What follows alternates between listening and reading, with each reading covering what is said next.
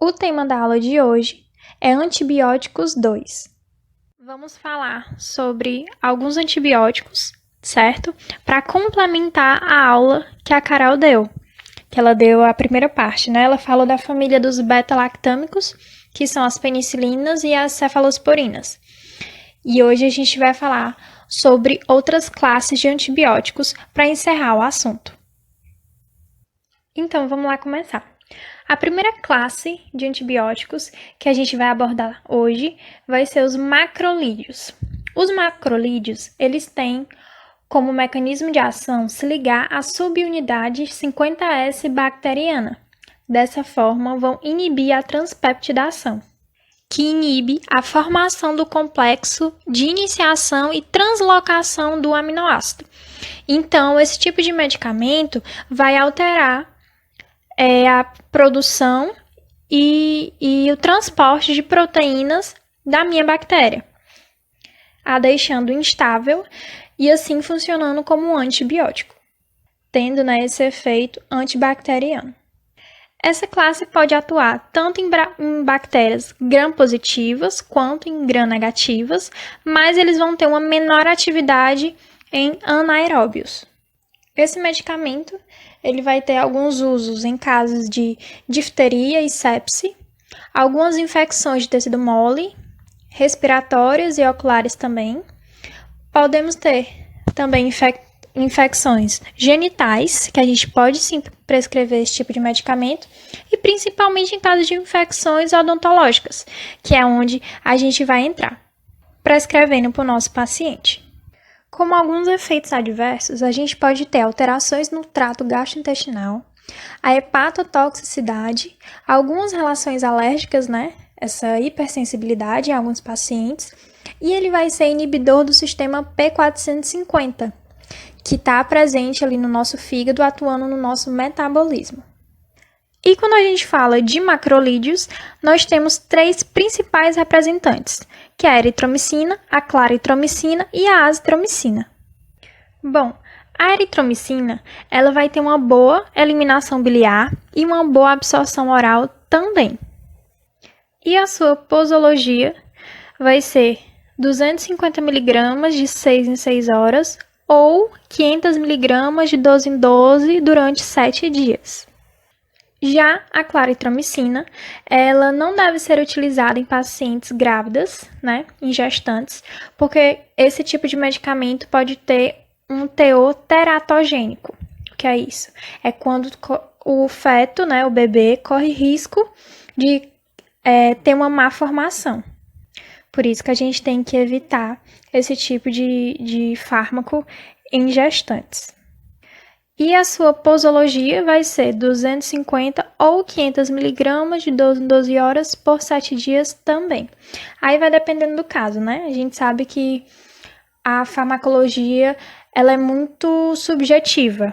Depende do caso, depende do profissional para conseguir estabelecer o melhor protocolo, da posologia.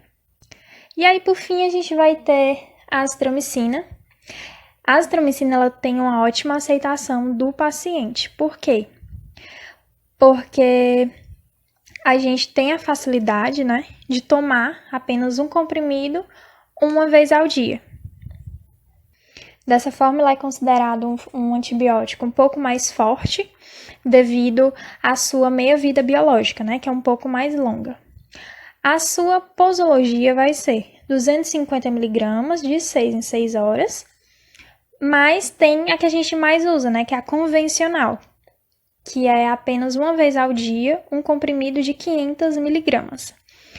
Só que, no caso da azitromicina, a prescrição vai ser por 3 a 5 dias, certo? A gente não vai passar para o paciente 7 dias como outro antibiótico convencional, certo? A azitromicina, excepcionalmente ela, vai ser prescrita de 3 a 5 dias. E assim a gente termina o grupo de macrolídeos. Vamos começar agora os grupos das lincosaminas. Esse grupo de antibióticos tem como mecanismo de ação o efeito imunomodulador. Como assim? Esse tipo de fármaco vai aumentar o número e a função dos meus fagócitos, certo? Que a gente já tem no nosso organismo. Por isso que ele vai ter esse efeito imunomodulador. E o mecanismo dele também vai ser semelhante aos macrolídeos em relação às bactérias. Eles podem atuar em bactérias gram-positivas e anaeróbias, mas vai ter uma melhor ação em bactérias gram-negativas. A gente pode fazer o uso desse medicamento em casos de infecções graves, em casos de bactérias anaeróbias, casos também de difteria e sepse, como eu comentei no caso dos macrolídeos, e infecções odontogênicas, que é a nossa área de atuação, né? E pode ser também infecções genitais.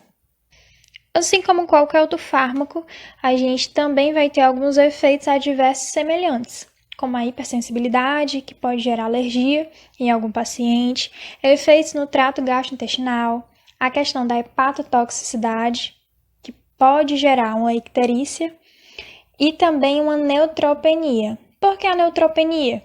Porque o mecanismo de ação dele não é ser imunomodulador. Por isso que um dos efeitos adversos desse grupo de fármacos pode ser a neutropenia, a queda do número de neutrófilos. E em relação a esse grupo, né, lincosaminas, a gente vai ter um principal fármaco, que vai ser a clindamicina. A clindamicina ela tem uma boa penetração óssea e durante muitos anos ela foi utilizada como padrão ouro para tratar pacientes irradiados ou sobre o uso de bisfosfonatos, justamente para diminuir o risco desse paciente contrair uma osteoradionecrose, né, uma osteonecrose, naquela região onde ele ia se submeter a algum procedimento odontológico. E, além disso, ela é muito utilizada também em caso de risco de endocardite bacteriana.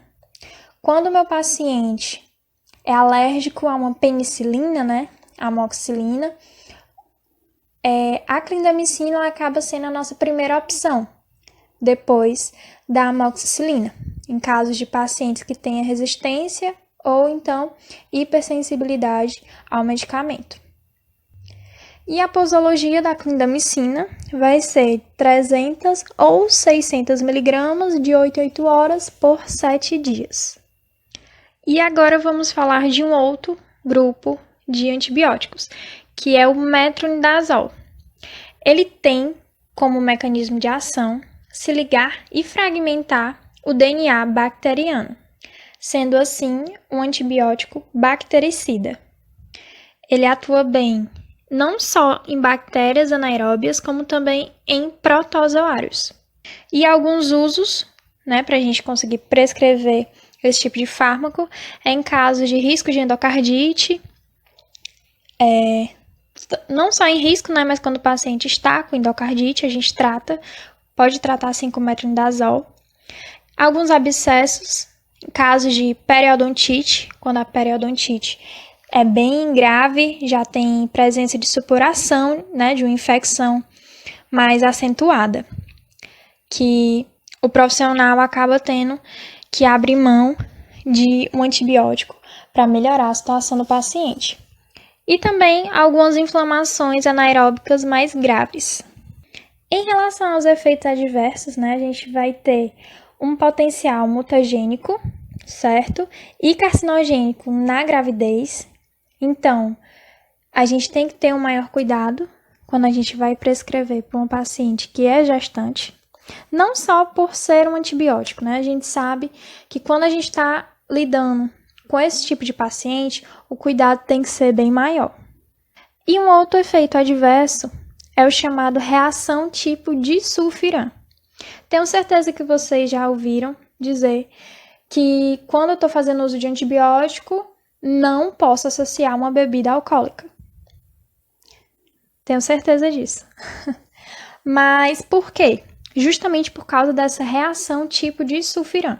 Quando o paciente faz uso de metronidazol e acaba ingerindo essa bebida, essa reação causa no meu paciente uma sensação que chamam de sensação de quase morte, paciente começa a suar frio, começa a perder força, visão turva, querendo desmaiar. Então, é bem chatinho, por isso que é totalmente contraindicado associar esse tipo de fármaco com bebida alcoólica, justamente por causa desse tipo de reação. Mas não significa que, um exemplo, a amoxicilina não tem esse efeito de sulfiram, então eu posso tomar amoxicilina e posso ingerir bebida alcoólica? Já que não tem essa reação, entre aspas, pode. Mas vamos pensar aqui. Eu já estou fazendo uso do medicamento que ele precisa ser metabolizado pelo meu fígado. Então, eu já vou estar forçando, né, esse meu órgão a metabolizar essa substância. E aí eu ainda vou ingerir o álcool, que eu preciso metabolizar também. Então, eu acabo ingerindo duas substâncias que vão comprometer o funcionamento do meu fígado. Então, pode sobrecarregar. Por isso que o ideal é que a gente nunca associe medicamento nenhum à bebida alcoólica ou qualquer outro tipo de substância que vai sobrecarregar esse tipo de órgão, mas não só ele, né? Os rins e qualquer outro. Uma observação importante do metronidazol é que ele é muito utilizado para combater essa microbiota periodontal, porque ele tem bastante afinidade com esse tipo de micro-organismo que está localizado nessa região. Por isso que quando a gente se depara com algum tipo de infecção que tem origem periodontal, a gente acaba preferindo prescrever o metronidazol. E a posologia dele vai ser 400 mg de 8 a 8 horas por 7 dias.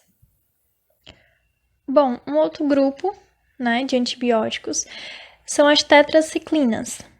Como mecanismo de ação, a gente vai ter esses antibióticos bacteriostáticos se ligando à subunidade 30S do ribossomo, inibindo assim a síntese proteica bacteriana.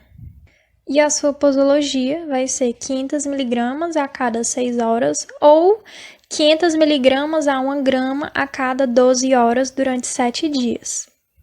Esse tipo de medicamento vai atuar em bactérias gram-negativos, gram-positivos e até alguns protozoários. Assim como os outros grupos, né, que a gente já falou aqui, a tetraciclina vai ter tanto efeitos adversos quanto usos semelhantes a esses demais grupos que a gente citou. Mas um ponto importante que eu queria levantar aqui é a contraindicação desse fármaco. Eu não posso prescrever a tetraciclina para uma gestante, certo? E nem para uma lactante, aquela mulher que acabou de ter o bebê e está amamentando a criança. Eu não posso, porque a tetraciclina, estudos comprovam que ela tem um alto teor teratogênico e pode sim causar uma malformação, uma complicação para o bebê. E para finalizar a aula de hoje, a gente vai falar sobre mais 2 grupos de antibióticos, os aminoglicosídeos e os sulfonamidas. Os aminoglicosídeos, eles vão ser mais hidrossolúveis e vão atuar em pH ácido, certo? Eles vão ser bactericidas. Eles têm alguns usos, né? Em gram-negativos, em caso de sepse ou pneumonia. Esses fármacos podem ser associados também a beta-lactâmicos e eles têm alguns usos tópicos, como a neomicina e a canamicina. Um ponto importante sobre a sua farmacocinética é que esse tipo de medicamento ele não é absorvido por via oral. Então, por isso que a gente fala menos deles, porque a gente não vai prescrever tanto. Aí, efeitos adversos, né? Tem a nefrotoxicidade, hipersensibilidade. Pode sim ter um efeito teratogênico, mas um ponto importante, que não tinha nos demais, é que ele tem um chamado efeito curare. Ele pode ser um paralisante muscular. Esse efeito curare é justamente isso, ele ser esse paralisante muscular. Então, mais um dos motivos para a gente não prescrever esse tipo de medicamento.